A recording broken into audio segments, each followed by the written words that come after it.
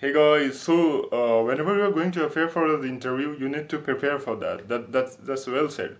So we are going to discuss some things that will be very helpful when you are going to appear for any kind of interviews. So the very first thing that you have to keep in your mind that the recruiters are having more pressure than you to select the candidate because they have so many open positions. They wanted to close those positions as soon as possible because they also do have the pressure from the higher positions that we want a resource of this particular skill set, and this is the time limit that we want. So they used to be in use pressure. So you have so many means opportunity to get selected. So recruiter wanted to select you as soon as possible. Only you have to good at that. And the second thing is that the one who is taking the interview, the interviewer also want to miss to close the position. He also want to select the candidate if you are getting the good candidate, because they don't want to come multiple times for asking the same kind of question to different candidate. It's kind of monotonous or repeated kind of task that the interviewer is doing. So they also wanted to close the position as soon as possible. So this is also an advantage for the one who is appearing for the interview. And the third thing is like 70 to 80% of the questions get repeated that get asked in each interview. And even in the same interview, the panel who is taking the interview, they also used to ask 60 to 80%. I found that questions which is similar. Even I have been in a panel number of more than 50 interview I have been in taken, and I have been attended also. So I observed that what are the questions this panel is going to ask is 70 to 80% of the question is going to be same for the all the candidate. So you have to keep it this mind. So while you are applying for different interviews, so take note down those questions and get well prepared. So these are the three things. Apart from that, there are some handy tips that you can follow. The next thing is that you have to well prepare for the negative scenario. When I say negative scenario, then what's that? Negative scenario is something that you would have been asked some questions and you won't be able to answer. In this scenario, how are you going to respond? Because it happened that something get asked which is the candidate don't know, then that breaks the momentum of the candidate. The way he's talked, the way he's tonal quality, the way he's able to answer the questions and all. So those things means get disturbed. So you don't have to break the momentum. You don't need to lose your confidence. You don't need to get down. It happens that some of the questions you won't be able to answer. In this scenario, how are you going to respond? These things you have to very well prepared. And the thing is that you can simply, in this scenario, you can go for the solutions like you can simply ask the panel that exactly I haven't worked on this scenario, I haven't faced this scenario. So I wanted to suggest this solution. This could be the possible solution, I think. Or you can, if you really don't know what is this, then you can simply ask the panel that exactly I haven't faced this like scenario, I haven't come across, so exactly I need to check it out, and I'll have to look it into it. And this way you can just politely ask them. And the second thing is that there could be possibility that they will be asking more questions which is out of your domain.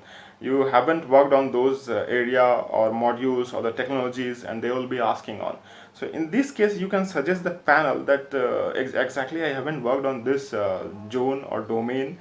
So could you? I have been working for this domain. So could you please ask some of the questions from this domain? This also make the panel means very confident about the candidate, because he's able to means provide some sort of response if he's unable to answer the domain which he haven't worked for.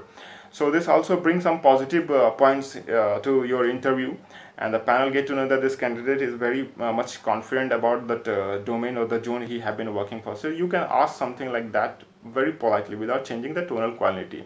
The third thing is that in this steps is that they will be asking some sort of question and you are unable to understand, and you will start drawing the solutions and all. So in this case also, you don't need to directly dig into the solutions. You before just jumping to the solution, you have to analyze the problem. That is this, am I clear about the solutions? If you are not, then you can very well ask the panel that okay, could you please clarify more about that problem and what kind of solutions you want exactly. So you can very well ask for a clarification. Don't jump into the solutions. That you have to well prepare that I am not going to jump into the solution. There are there's some things that you can follow also, like before appearing for the interview. It happens that if your voice is not good, your audio quality is not good, then how much technical you are, or how much loyal, or how much means good you are at your work, this is not going to deliver at the panel, so to the panel. So you have to very well make sure that the audio quality is good. Am I going to with the backup plan of my internet and all, if something goes wrong during the interview, then do I have backup plan? At least I should have my mobile internet, so I can just somehow manage the interview. So this thing you should keep in mind. Make sure that your laptop, your device is fully charged.